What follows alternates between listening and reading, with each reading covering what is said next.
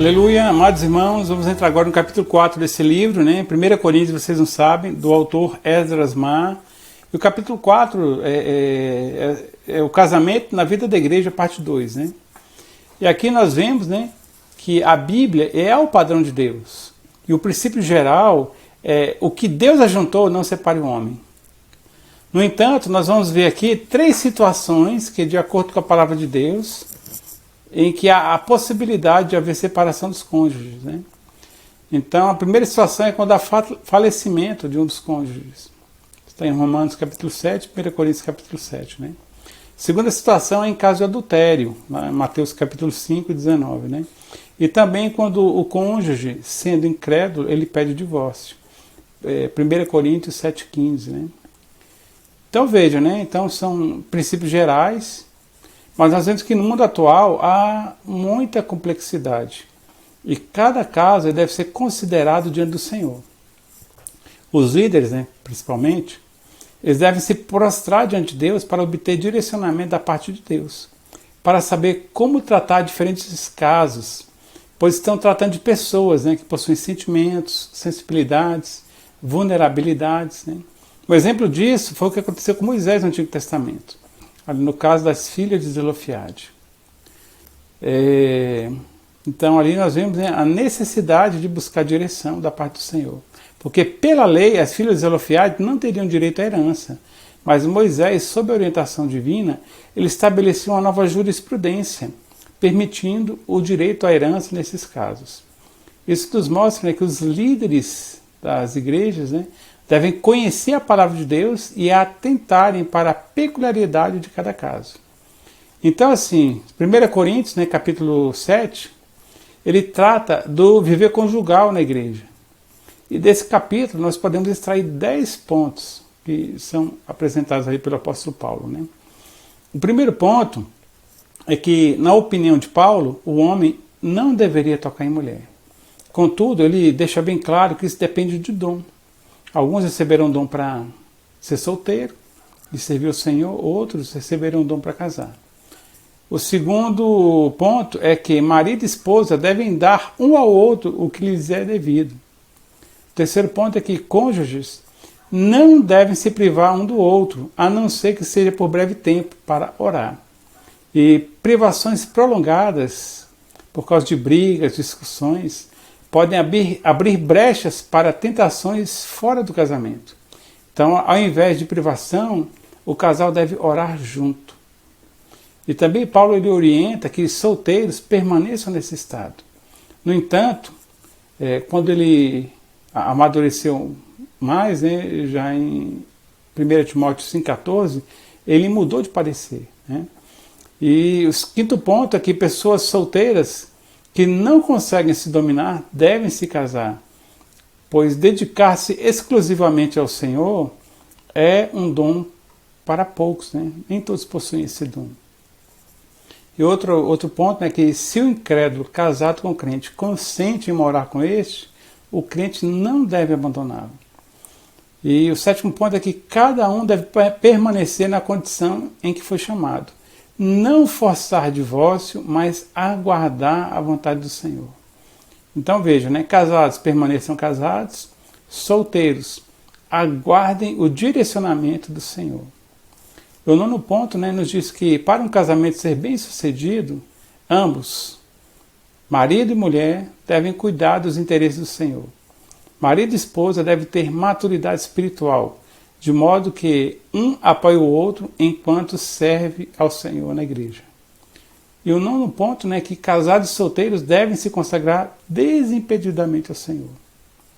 E o 10º ponto é que, se o cônjuge vier a falecer, a outra parte está livre para casar-se, mas somente no Senhor.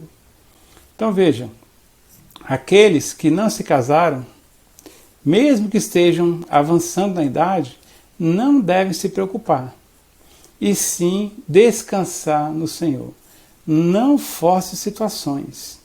Deus ainda pode prover-lhes cônjuge adequado. E os jovens, né, em relação aos jovens, primeiro, deve ter idade suficiente e também condições de se manter. Tá? Então eles não devem se quietar, mas devem aplicar seu tempo, aplicar de modo que concluam os seus estudos e obtenham um emprego. O casal deve ter idade apropriada e também recursos para sua própria manutenção. E esse livro ele traz aqui no capítulo 4, algumas situações práticas, né? Como se tratar com algumas situações, né? Como por exemplo, né? Ele fala aqui da questão daqueles que convivem, né, como casados, mas não estão legalmente casados no papel, né? Não assinaram os papéis no cartório. E traz o exemplo de Isaac e Rebeca. Eles estavam casados diante de Deus. E isso era suficiente, pois naquela época não havia cartório, né? Não havia necessidade de papéis, né? Porém, hoje, o casal que se encontra nessa situação, que convive como casado e ainda não regularizou a união, pode procurar os líderes da igreja para ter comunhão a fim de resolver essa questão legal. Então, sejam simples, procurem os líderes, não queiram fazer grandes festas ou grandes formalidades, né? Apenas regularizem a situação diante dos homens para zelar pelo testemunho. E esse capítulo também trata de como proceder se a pessoa é divorciada, se é ex-dependente químico, se outrora havia cometido crimes atrozes, né? E ainda fala de como acolher aqueles que se separaram e voltaram a reunir.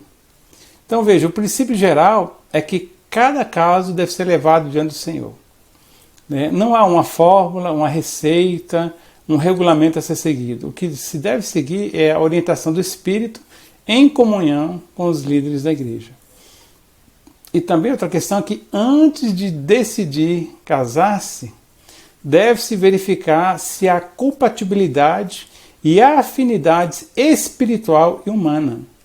Caso contrário, pode surgir grandes problemas familiares posteriormente. E a Bíblia, ela orienta a não se pôr em julgo desigual com os incrédulos. Devemos nos casar com quem tem a mesma visão espiritual. Às vezes é movido por paixão, né? A pessoa quer se casar, né? E aí depois ela vai ver, né, que a paixão é muito diferente de uma vida conjugal diária, né? Então a paixão pode não ser suficiente, né?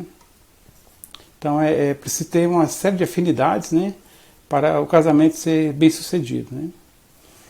E 2 Coríntios capítulo 6 nos diz, né, não vos ponhais em julgo desigual com os incrédulos, porquanto que sociedade pode haver entre a justiça e a iniquidade? Ou que comunhão da luz com as trevas? Então, a pessoa que insistir em casar-se ou associar-se com incrédulos deve saber que sua escolha trará intenso sofrimento. Imagine a seguinte situação, né? O cônjuge quer ir para a balada, quer ir para a festa, beber, dançar, e o outro quer ir para a reunião da igreja, né? Então, isso é um sofrimento decorrente de uma escolha, né? E outra questão também é que o objetivo do casamento não é viver feliz para sempre. O casamento é para Cristo e a igreja.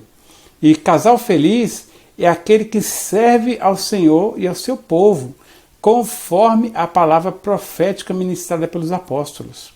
Os casados e também os solteiros devem valorizar a palavra profética, praticando-a, envolvendo-se com a comportagem dinâmica, com os grupos familiares, com a produção de novos líderes, etc. Então todos, casados, solteiros, viúvos, devem estar junto com os irmãos, trabalhando para o Senhor. Então nós devemos ser absolutos para o Senhor. Nem o casamento deve se tornar uma distração para nós, pelo contrário, deve cooperar para o nosso serviço a Deus. E o nosso Senhor, ele deve ter a primazia em nossas vidas. Deixemos que ele tome as decisões, que ele coloque diante, que coloquemos, né, diante do Senhor as situações práticas do nosso viver diário. Não forcemos nada. Deixe o Senhor cuidar das questões. Devemos crer e confiar nele, aceitando as circunstâncias, nos submetendo à vontade soberana de Deus. Não estamos na igreja para buscar interesse próprio, bem-estar pessoal, bens materiais, Nós estamos na igreja para fazer a vontade do Senhor, para trazer o reino de Deus à terra e produzir vencedores. Então, no viver diário, devemos buscar ser como Paulo, pessoas no Espírito, guiadas pelo Espírito, unidas ao Espírito e com a mente posta no Espírito, para que, ao abrirmos a boca, Deus fale por nosso intermédio. Ó Senhor Jesus, essa palavra, né, seja recebida pelos irmãos, seja uma bênção, né, e eu recomendo a leitura do livro, né. Aqui tem muitos outros detalhes, né, que é apenas um resumo, então vocês podem se aprofundar por meio da leitura do capítulo 4. O Senhor abençoe a todos. Amém. Inscreva-se no canal da Igreja em Taguatinga. Dê o seu like.